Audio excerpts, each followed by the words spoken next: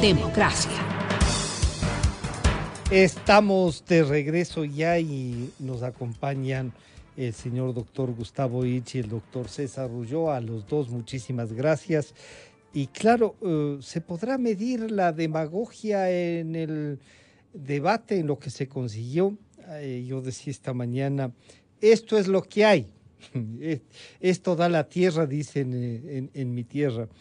Bueno, pero de esto ustedes lograron, vieron el debate o la presentación, como lo quieran llamar. Algunos les ha gustado las preguntas, otros no. Hay algún brillante periodista que dice que él habría hecho seguramente unas mejores preguntas. De las 64 no le han gustado algunas. Pero bueno, eso es, esto es lo que hay. Sí, así definitivamente, en medio de este relajo bien organizado, aquí estamos. Gustavo, bienvenido, buenos días. ¿Demagogia, imprecisión o simplemente eslogan en el debate? Bienvenido, buenos días.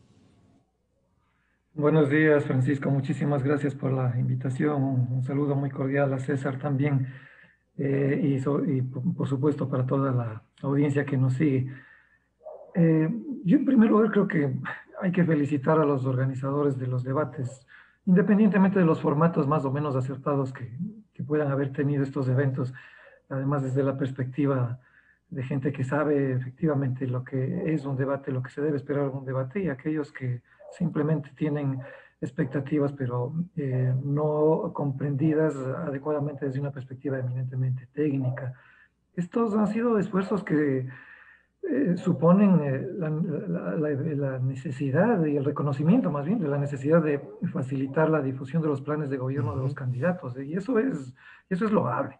Ahora, era una tarea previsiblemente muy difícil, a sabiendas de que teníamos 16 binomios variopintos en contienda, y yo no sé si es que la ciudadanía conoce, pero gracias a un estudio del Grupo Faro, de esas 16 candidaturas, se pueden haber extraído o se han extraído mediante un estudio 1.500 propuestas. Y esas 1.500 propuestas no son en rigor propuestas que coincidan con una investigación muy seria, muy solvente, muy consistente sobre las necesidades del país, sobre lo que hay que cambiar. Incluso si aquellas propuestas, aquellos postulados de esos planes son factibles en términos legales, en términos constitucionales. Hay un porcentaje enorme de ellos que son básicamente enunciados y muchos ni siquiera se acercan a tocar temas fundamentales, temas claves como la educación. Eso se vio en los debates, ¿no? O sea, si no había una pregunta directa de los moderadores, solamente 3 candidatos se refirieron al tema de la educación, siendo un tema clave. Y la enorme mayoría de ellos lo que hablaban es de emprendimiento, claro, porque los emprendimientos se han transformado como concepto, como argumento, como palabra, Casi como el ideal de acción. Invitado, sí, es el invitado. Un ideal de acción. Perfecto, desde hace pero años. Nada ¿no? más. Sí. Exacto. Mira, aquí en el tema del trabajo, por ejemplo, todos hablan de emprendimiento. Se les preguntaba cómo van a generar estos emprendimientos y parecía que entendían que todos los ecuatorianos somos albañiles, somos electricistas, somos obreros de la construcción. No se hablaba de los trabajadores informales, no se hablaba de cómo integrarlos a ellos al sistema productivo. No todos los ecuatorianos somos emprendedores en potencia, ni sabemos cómo ser emprendedores. Hay una clase media muy numerosa ligada a la burocracia, y cuando se dice burocracia, lamentablemente en términos muy peyorativos, hay sí. que más bien cambiar el chip. Claro, hay que cambiar el chip. La gente debería, y los mismos políticos oportunistas y demagogos deberían hablar de la democracia, perdón, de la burocracia, con un poco más de conciencia de lo que están diciendo, porque la burocracia no es más que gente especializada en la administración de lo público. Y lo que deberíamos es tener es más especialización. No funciona el gobierno. Exacto, no funciona el gobierno, pero ahora y de unos años atrás es muy... es peyorativa la forma. Da votos, hablar mal de los burócratas, reducirles el sueldo, quitarles los trabajos, independientemente de si esta gente está llevando el pan a familias enteras, ¿no? Y sobre todo considerando, claro, para efectos de un impacto político muy coyuntural, que hay gente que cuestiona el tema de la burocracia de una manera muy inopinada, pero en definitiva, porque es una práctica de los mismos políticos que luego la cuestionan, de haber llenado los espacios de la administración pública por Y la a vía del veces no clientelismo. necesariamente Ahora, con profesionales. Gustavo, permíteme saludar para nada, para claro, nada. permíteme saludar ¿Cómo no? al doctor César Ulloa. César, bienvenido, buenos días. Gustavo acaba de ponernos dos temas que han sido muy recurrentes en el discurso y claro, además de pedirles a ver si lo del grupo Faro, como dice Gustavo, 1.500 propuestas que además no tienen unos sustentos. Hemos visto dos temas muy recurrentes, diría yo, que es la burocracia y los políticos. Casi todos, muy pocos, dos o tres no dijeron que no eran políticos y están haciendo política, tanto que se presentan de candidatos, tanto que tienen unos movimientos, unos alquilados, prestados, otros que han estado pasando por la calle, esto ha estado vacío, entraré a tomármelos. Pero la cosa es los políticos en abstracto, los burócratas en abstracto. Todo esto es una abstracción total. César, bienvenido, buenos días. Muchísimas gracias por la invitación, Francisco. Un cordial saludo a Gustavo y de la misma manera a la audiencia que nos sigue tanto dentro como fuera del país por las redes sociales. Yo diría que el Ecuador asistió a tres momentos bastante diferenciados porque inicia en un debate de Diario El Comercio en donde no asisten dos candidatos que están dentro del primer pelotón de posibilidades según las encuestas y los resultados que indistintamente aparecen. Un segundo momento en donde se supondría iban a mejorar la performance, iban a mejorar, ¿no es cierto?, el desempeño, el desenvolvimiento, y un tercer momento en donde ya de manera obligatoria todos tenían que presentarse. Es decir, son espacios indispensables para la deliberación pública y la pedagogía electoral, pero fueron tres espacios distintos, porque el primero es un espacio de arranque en donde incluso los candidatos, pese a que Con recibieron un dudas. manual de cómo desarrollar, indudablemente iban a ponerse a prueba. La segunda, tenían la posibilidad, ¿no es cierto?, de mirar los errores del primero y esforzarse un poco más. Y el tercero, que era un debate completamente diferente, porque es un debate que exigía, ¿no es cierto?, que los candidatos ya no tomen ninguna decisión discrecional y todos se presenten. Lo interesante de los debates es que las preguntas, por ejemplo, en el último, no eran las mismas para todos los candidatos. Por lo tanto, era una suerte de test o de prueba que permitía corroborar si aquellas propuestas que estaban en sus planes estaban en sindéresis con aquellas demandas que la población presenta. Es decir, el debate contrasta o confronta las demandas de la ciudadanía auténticas, reales, versus las propuestas que las distintas candidaturas presentan, y yo creo que ahí hubo varios cortocircuitos. En segundo lugar, yo quisiera decir que dentro de los espacios de debate hubieron asimismo momentos de debate, pero generalmente fueron un foro de exposiciones de ideas en donde los candidatos expusieron a los electores, sobre todo indecisos, para tratar de cautivar su voto. Yo diría que el último debate tuvo momentos, tuvo chispazos, tuvo una suerte de perspicacia, de suspicacia, Como porque que el los debate, candidatos intentaron entender que era un debate y claro, porque además aprovechar el espacio. yo decía en una columna que el debate no depende solo y exclusivamente de los conductores, el debate Pero, hacen quienes están invitados al claro, debate. porque si no, Y si no, no hay debate. Yo creo que ahí hubieron momentos que quisiera señalarlos. Creo que el que se mostró con una agilidad mental, con una suspicacia, con una sal para contestar o rebatir algunas cosas fue Yacu Pérez, fue sensacional, hubo unas frases, fueron perlas realmente, cuando mientras el candidato Arauz decía que había que recuperar el futuro, él le dice, mejor recuperemos lo robado. Creo sí, que esa frase claro. fue lapidaria, fue con una agilidad mental espectacular.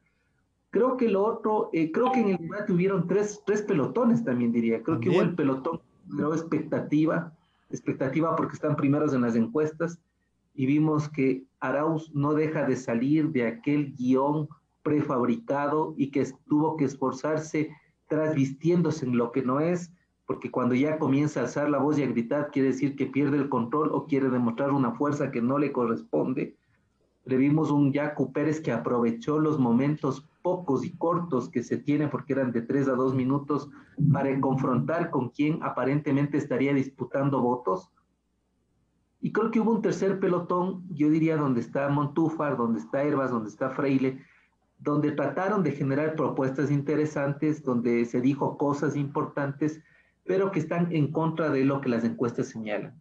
Entonces creo que este segundo debate fue más esclarecedor, insisto, porque ya veníamos de dos anteriores, donde se pudo observar cosas importantes desde la propuesta, desde la demagogia, de convertirle a la sociedad ecuatoriana en una casa de asistencia. Lo que Gustavo validaba también y decía que es importante, César, que prácticamente les obliguemos a presentarse por lo menos y a demostrar si tienen esto, una reacción, la posibilidad de responder. Los medios en eso jugamos un papel, pero de que estén todos, eso, claro que 16 incluso con toda lo que había que resguardar, era difícil tenerlos pero se tuvo a los 16 los 2 días. Vale la pena este esfuerzo y a lo mejor buscar una forma de que el financiamiento vaya para informar a la ciudadanía y no para la campaña, César. Vale la pena el esfuerzo, indudablemente. El escenario hizo que la dispersión en términos de la cantidad de candidatos no nos permita apreciar las propuestas o no dé tiempo para desarrollarlas, pero yo creo que es muy válido. A mí me da la impresión que en los debates hubieron 3 momentos interesantes. La una en donde algunos candidatos desfilan contra el correísmo, tratando de desvestir la demagogia con el tema de los $1,000 a un montón de personas. Creo que quedó en ridículo Arauz con esta propuesta cuando el candidato Yacu le regala el celular prácticamente a cambio del agua. Creo que fue interesante esta postura clara entre el grupo pro vida, es decir, aquellos que rechazan la despenalización del aborto, con los otros candidatos que ponen en evidencia el mayor número de niñas y adolescentes embarazadas, haciéndole del Ecuador el segundo país en América Latina con este problema. Y creo que también hubo dos maneras de mirar la administración pública. Lamentablemente, y digo lamentablemente, el mercadeo electoral, el branding, la neuropolítica y todo lo que significa convertirle a candidato en marca, hace que la presentación de los candidatos sea bien desfigurada. Digo, ¿por qué? Porque el entrenamiento que se hace a través del media training, de las vocerías, de cómo se vuelve casi un producto, ¿no? Es mecánico. Entonces uno ve a gente hablando mecánicamente, hablando al vacío, hablando a la cámara. Y yo diría que hay pocos candidatos fueron auténticos. A mí me parece que fue muy auténtico porque además no trataba de fingir ni poner palabras que no corresponden, más allá de la crítica que se haga a Velasco. Velasco es lo que es y punto. Y ahí está, y se presentó así.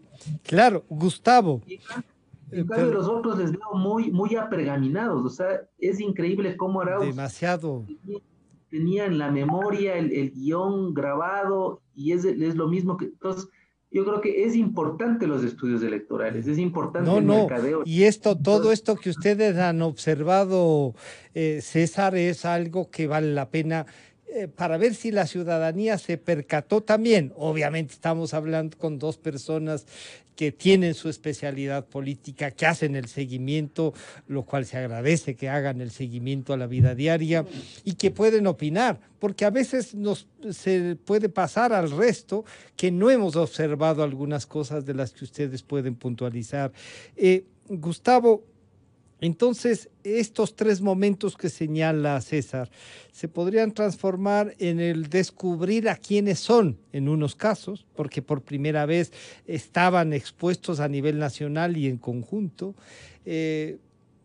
Uno dice, podríamos ver a un Gustavo Larrea distinto incluso con el discurso, su posición, a un Guillermo Lasso como que más apaciguado, como señalando cosas, a César un poco buscando cómo alguien por último le provoque, pero sí, ya la última parte estuvo con esta chispa y esta sal de Yacu Pérez, siendo muy puntual y dando golpes, y claro, pero también jugaron mucho gente que estaba alrededor, veíamos que salía hablando por redes sociales, publicando cosas, uno o dos candidatos, entonces alguna colega periodista decía, milagro, ya está escribiendo y no se le ve en la televisión que escribe.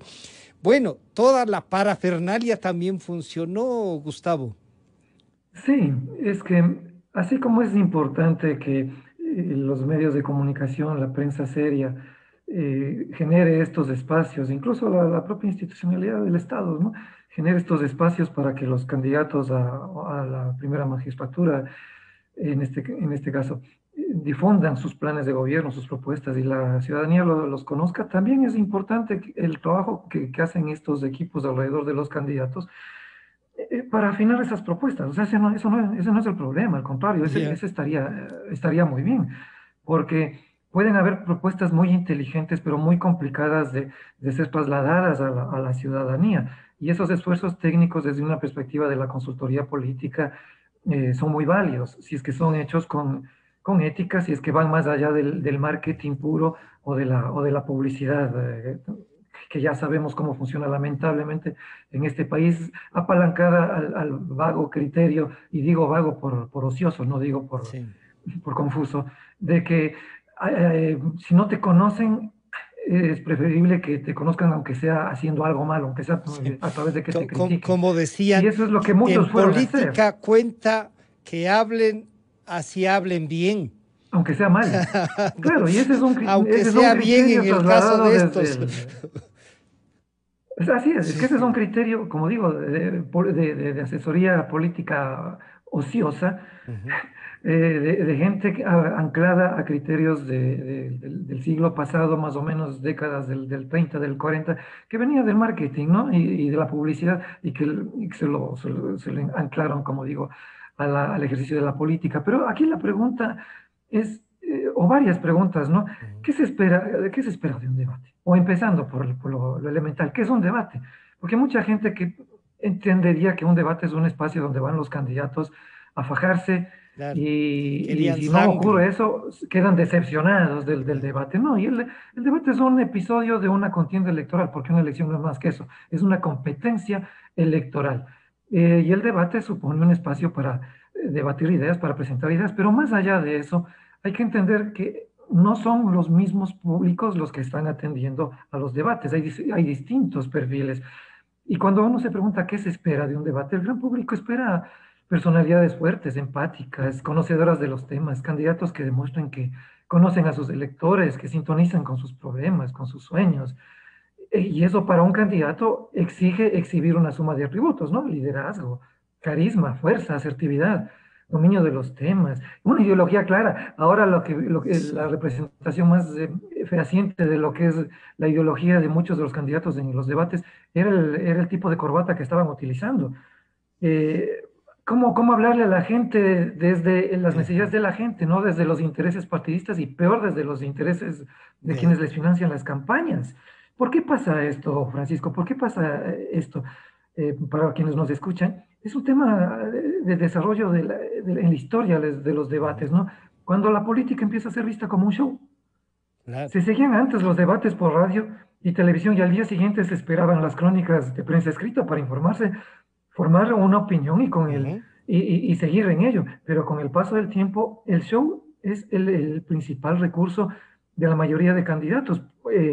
Por eso ahora ya ni siquiera se busca en la prensa escrita el resultado de las exposiciones de los aspirantes, sino que uno abre los teléfonos y mira los memes para ver qué es lo que pasó, si pasó algo interesante y cuál es el Para que ver dijo qué algo. fue lo que captaron en Algo eso, más sí. ingenioso, es Eh, gravísimo que a partir de esto Y la ciudadanía se quede más con las perlas le o con el decía ingenio de al un candidato que con expresidente, la profundidad de su planteamiento. Gustavo le decía Eso es lo que al preocupa. expresidente Gutiérrez, con quien conversamos Uy. antes de conversar con ustedes, que a mí me sorprende que un expresidente de la República tenga esos TikTok, en algunos casos grotescos, le decía, Así es, así pero es. él no sale de su gobierno y está proponiéndonos otro.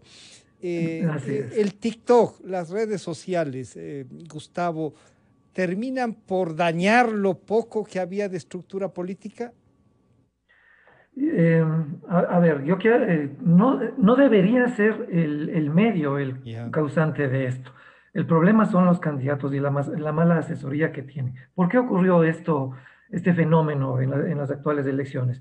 Porque las estadísticas señalaron que en estos comicios más Esto o iba a menos del tener cuarenta una. y cinco por ciento, claro, el cuarenta y Ujú. cinco por ciento de los nuevos electores, es decir, de las dos últimas generaciones de electores, pertenecían al rango entre los 16 y los 30 35 años. años, si no me equivoco. Eso quiere decir que además había en estos dos grupos uno que iba a votar por primera vez. Entonces todos los asesores de campaña les dijeron, hay que recurrir a las redes sociales, tienes que aprender a hablarles a los jóvenes porque los jóvenes van a definir quién gana o no gana la elección. Y hubo un candidato que se manejó con una agencia de publicidad que bien entendían el manejo de las redes desde una perspectiva técnica. Y luego este candidato, más allá del buen sentido del humor que tenía, conectaba con algunas propuestas un poco más serias. O sea, Ya. después del chiste venía la propuesta. Pero los otros candidatos nunca lograron conectar con estos nuevos electores. Le han hecho. No es la culpa del medio, no es la culpa de la red social, más allá de que muchas redes son utilizadas para la banalización de la política, pero es la culpa de los candidatos que ejercieron un irrespeto permanente al perfil de los electores. O sea, desde las redes sociales se transmitía publicidad basura, muy bien señalado lo que tú has hecho, Francisco, con el candidato Gutiérrez, no fue el único que lo hizo, Dice, no, bueno, hay en viudas, términos de hay pensar cantantes, hay claro, bailarines.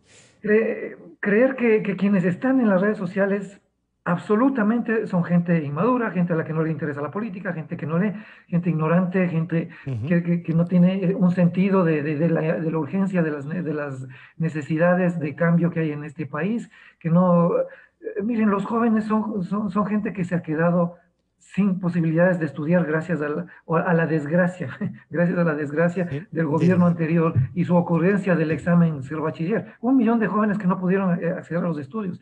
Son que jóvenes que son tuvieron parte de una familia inducidos que han al perdido primer trabajos. inducidos al primer fracaso, sí. Por Permite ver supuesto, gente de donde familia que no ha César tenido trabajo, no los entonces. pueden tratar como los han Claro. maltratado en redes sociales estos candidatos, que son candidatos para el olvido realmente, muchos de ellos. César, las redes sociales y esta forma de abordar la política terminan por desgastarla también y por dañar a los propios candidatos.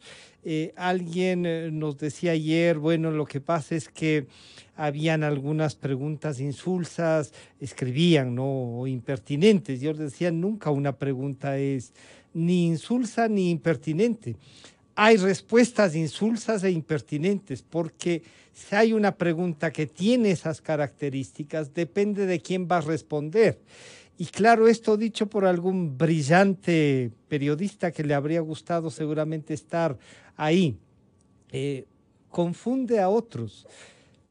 Las preguntas sirven para que el candidato diga algo o simplemente el candidato las ignora, como hemos visto en estos 3 debates y en estos 3 episodios. Pero además no pueden contestar y le contestan con un meme o le contestan con un TikTok, banalizando todo, César. Bueno, yo diría que no hay pregunta mala, sino que hay que mirar la profundidad y la esencia de la respuesta. Yo creo que las preguntas en las 4 dimensiones que se plantearon eran bastante contundentes. Yo no estoy de acuerdo con aquel criterio de que había que hacer otras preguntas, porque además eran 64 distintas Sí. preguntas. Una cosa distinta era preguntar la misma a los 16 candidatos y en cada bloque un reiterativo. Creo que esto era interesante porque se hizo una suerte de test, 4 grandes temas que el país necesitaba respuesta. Indudablemente ninguna respuesta va a satisfacer de manera total a quienes miraron el debate Y aquí vale la pena hacer un paréntesis comentando que cuando se hizo el primer debate en los Estados Unidos entre Kennedy y Nixon, curiosamente para los encuestados que miraron el debate por televisión, habrían dicho que ganó Kennedy, pero para quienes escucharon el debate, es decir, para quienes siguieron el debate por radio, le dieron la ganancia a Nixon. Entonces, claro, las audiencias tienen una lectura distinta porque no solo va de la mano lo que el candidato dice, sino cómo se presenta la gestualidad y todo aquello que en materia de lenguajes se manifiesta.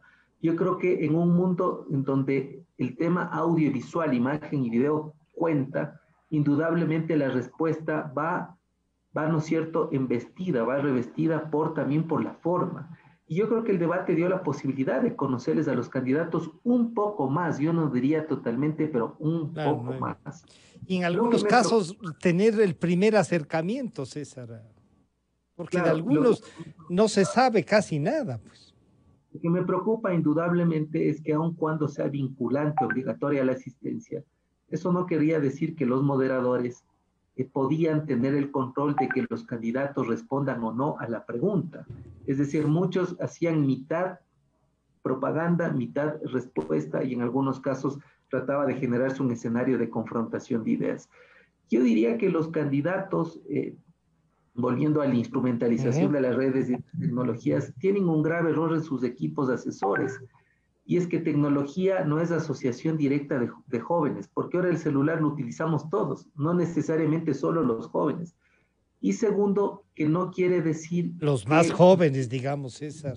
Los memes o la aplicación del TikTok va a ser una garantía para que la intención de voto desde quienes tienen la posibilidad facultativa desde los 16 años a los 18 ganen ese electorado. Además, voy a dar un dato importante. En la última elección, el segmento que menos concurrió a votar fue el de 16 a 18 años, porque no es obligatorio. Y quién sabe, ocurra lo mismo o incluso incremente el nivel de no asistencia a las votaciones, no solo de este segmento, sino del segmento de adultos que desde los 55 años adelante tienen o pasan por un riesgo para las elecciones. Entonces, yo creo que no es un tema de estudiar la tecnología, sino las características o cualidades del electorado, porque no es lo mismo hablar de los jóvenes que viven en la González Suárez de aquellos que viven en el Comité del Pueblo número 2. No es lo mismo los jóvenes que viven en el centro histórico que aquellos que viven, ¿no es cierto?, en Cumbayá o en Tumbaco, en alguna zona. Entonces, también se peca de generalizar porque no hay en el Ecuador estudios sobre jóvenes. Y digo porque yo hace algún tiempo publiqué un libro que se llama Los Millennials frente al espejo, en donde buscaba literatura, referencias, buscaba algunas fuentes, y en el Ecuador no hay estudios ni estudiosos en cantidad de lo que es los jóvenes o las juventudes.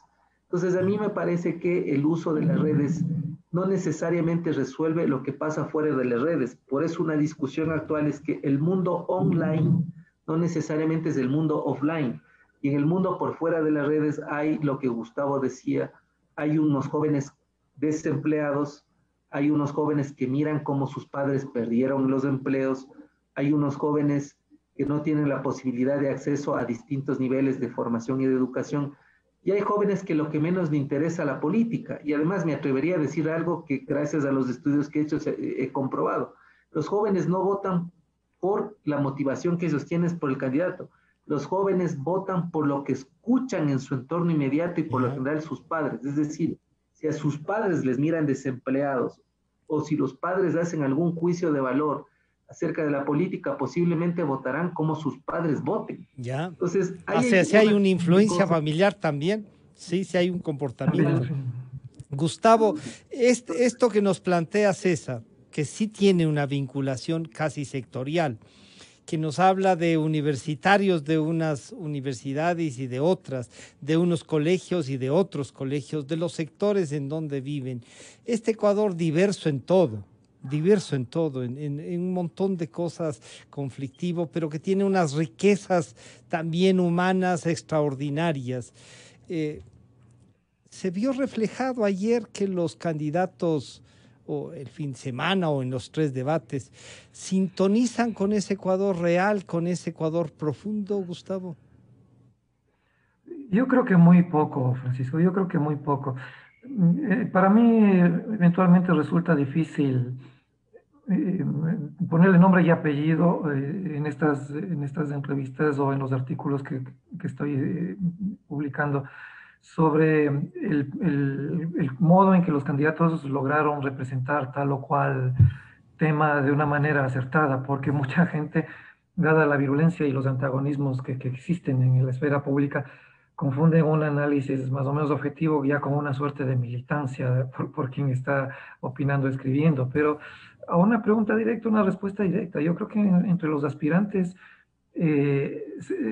muy difícilmente se encontró, salvo en uno o dos casos, lo que tú señalas. Me parece que cuando la REA habla de desde nuestras raíces, está diciendo precisamente eso. Está respondiendo a que lo que él manifestaba, dejarse de novelerías o cómo esas novelerías de la década pasada dañaron tanto al país y pensar que es posible desde un proceso de reactivación económica y apalancado también el tema de la educación, etcétera, eh, salir adelante, pero desde nuestras raíces, desde las potencialidades él decía, de cada cantón, de cada municipio y a nivel nacional. Eso, por ejemplo, era una lectura distinta que yo no escuché en los otros candidatos. Nosotros. Sí, creo que hay esa desconexión en definitiva.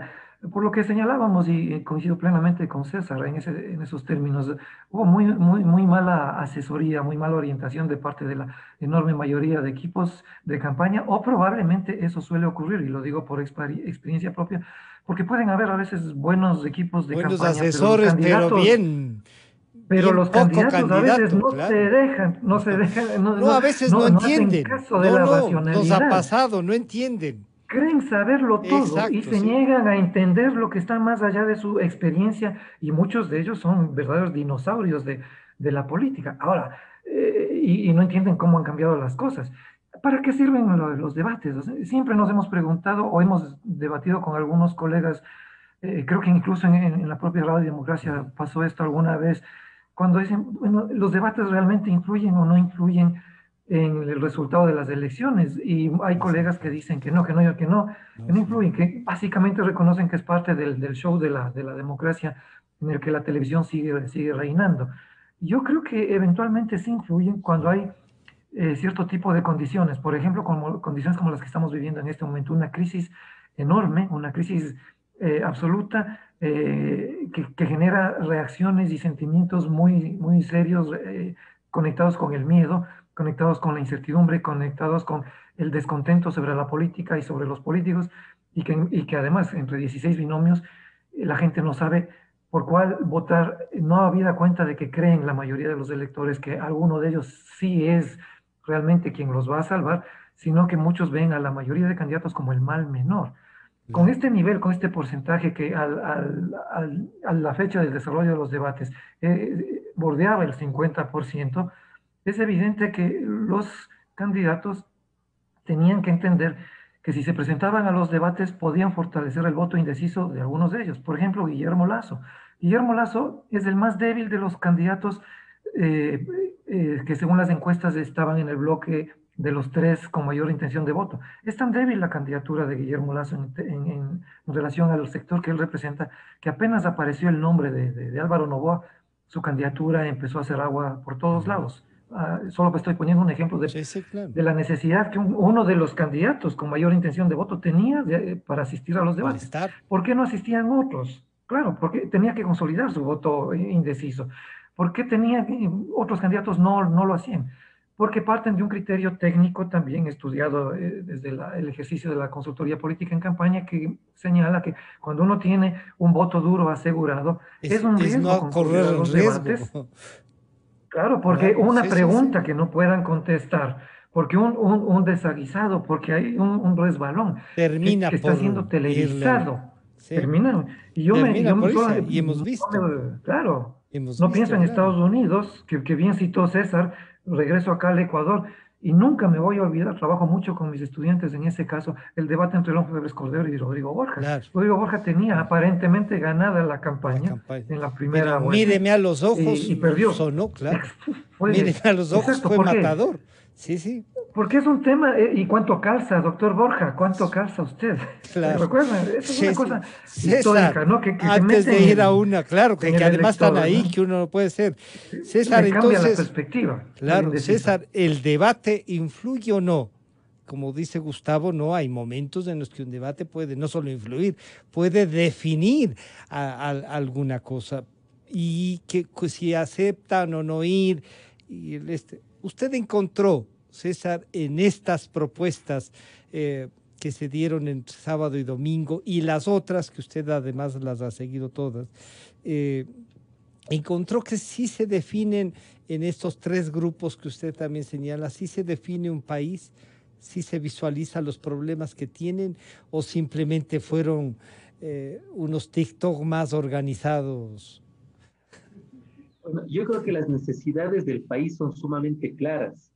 Las encuestas determinan que el desempleo, la inseguridad y ahora la corrupción por primera vez encabezan las expectativas que ecuatorianos y ecuatorianas tienen indistintamente del lugar donde vivan. Lo interesante hubiera sido contrastar estas demandas de la población con las propuestas de los candidatos y ver cómo estas propuestas definitivamente resuelven estos problemas. Yo diría que los debates, porque no se ha comprobado, por lo menos en estudios que en Ecuador se hayan hecho, si los debates determinan o no la intención de voto. Insisto, los candidatos llegaron ya con una intención de voto y en Y algunos podían casos consolidarlo o no. y en algunos casos creo que buscaban una suerte de popularidad, de hacerse conocer más, de aceptación, de reñir o confrontar con cierta credibilidad en algunas cosas. Creo que los debates, insisto, es un espacio de pedagogía electoral que debe ser inevitable en todas las campañas porque más allá de que la gente haya visto o no se haya aburrido, pero el hecho de que se haga de manera consuetudinaria, que sea obligatoria, nos exige que hay un comportamiento cívico que debe institucionalizarse, es decir, la política es deliberación pública. Lo que a mí me preocupa es que los candidatos, ninguno de aquellos se denomina políticos. Sí, Entonces todo, son todos, sí, César. son empresarios, son exportadores, son defensores de derechos, son luchadores de ni sé qué cosas, pero la política no se hace sin políticos.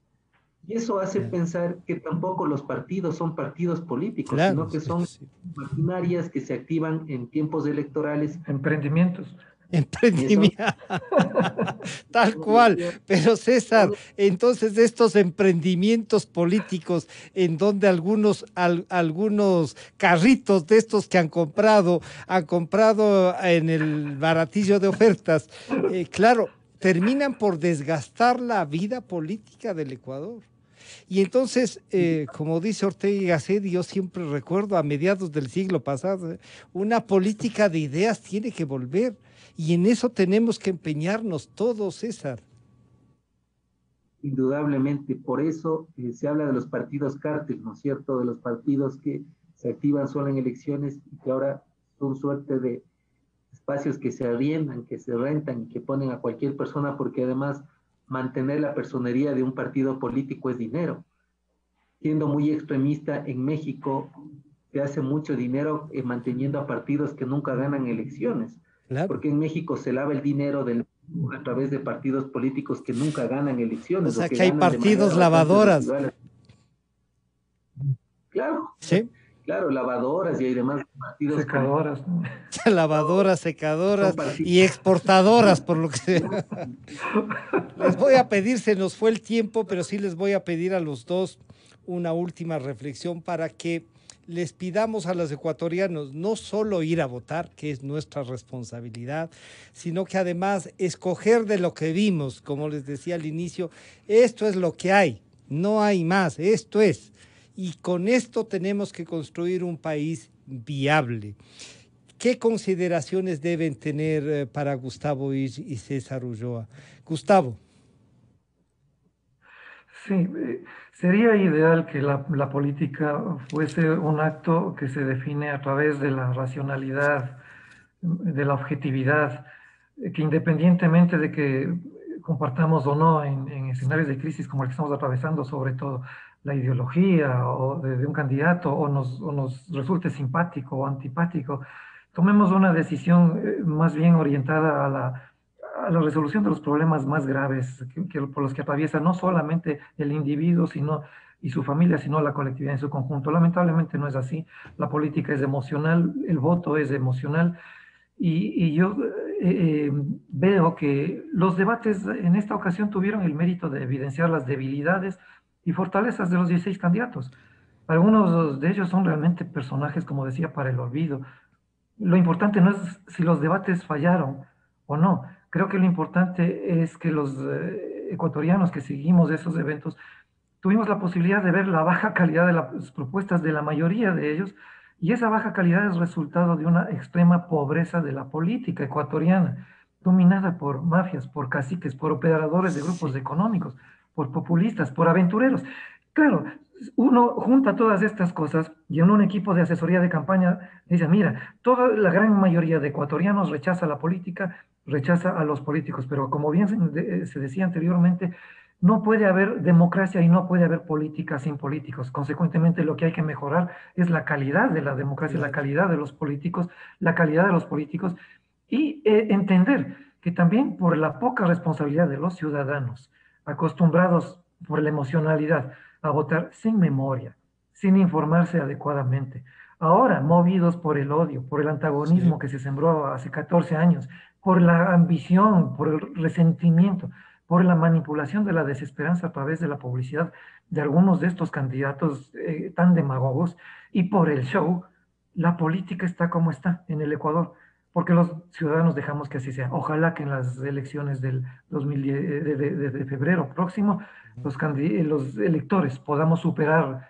estos atavismos y votemos por Avanzar. aquella persona que realmente creemos que demuestra experiencia, sensatez, capacidad de generar consensos y de enrumbar al país sobre un camino que pueda sacarnos de la crisis en la que estamos. César, sus aportes para esto, cómo reflexionamos, cómo buscamos este Ecuador y esta democracia que todos queremos que se construya, no es la que quisiéramos, la que tenemos ahora, pero esta es la que tenemos, César. El Ecuador necesita ir hacia un gran pacto social. Ya. Creo que es la elección más importante desde la transición a la democracia en el 79, porque estamos expuestos y de manera directa tocados por una crisis que tiene cuatro características. Es una crisis larga, una crisis de costos incalculable, una crisis sin recetas para resolver y una crisis que tiene como constante la incertidumbre, una crisis que es multidimensional por la pandemia, por el déficit fiscal que venimos arrastrando y por la desconfianza entre nosotros. Entonces yo creo que indistintamente de quién gane las elecciones, no la tiene fácil, la tiene muy compleja, el escenario es bastante malo y por lo tanto el Ecuador tiene que ir obligatoriamente a un gran acuerdo nacional, a un pacto, desde donde los distintos sectores de la sociedad, gremios, academia, partidos, deben trazar una ruta mínima para un país por lo menos a unos 15 o 20 años. Creo que ya no es un tema de colores, de sabores, de personas, es un tema de afrontar los temas y las No problemáticas. es lo mismo pedir quedarse 20 años en el poder que trazar una ruta de 15 o 20 años De gobierno. de Yo lo que gobierno. creo es que debemos ir a un acuerdo y este acuerdo debe estar sobre la base de resolver las necesidades, pero también hacernos una gran pregunta Ya. a todos. ¿Qué país queremos? Creo que eso no nos respondimos. ¿Qué Ecuador queremos? No es Todos. el Ecuador que quiere la banca, el Ecuador que quiere la academia. En general, ¿cuáles los puntos comunes? ¿Cuál es el denominador común de lo que queremos como país? Que la gente vote con sensatez, con serenidad. Las elecciones no son una carrera de velocidad. Las elecciones en un país como el nuestro, donde la ingobernabilidad ha sido una constante, debería llevarnos como elección serenidad, sensatez y que la gente no vote el voto, que no vote el voto. Eso diría yo. Y yo les voy a comprometer a ustedes para que a medida que avance la campaña podamos ya no solo del debate, sino además de escuchar a los candidatos y comentarlos. Les vamos a molestar. Por suerte ustedes hacen, como suelo decir yo, militancia de la opinión pública. Contamos con su criterio, 2 catedráticos que hacen el seguimiento. Así es que muchísimas gracias por acompañarnos. nos estaremos encontrando. Gracias al doctor Gustavo Ichi, al doctor César Ulloa. Un gusto saludarles. Muchísimas gracias por la Estamos invitación. terminando Un con abrazo esto para el todos. programa de hoy. Nos encontraremos el día de mañana. Hasta mañana entonces.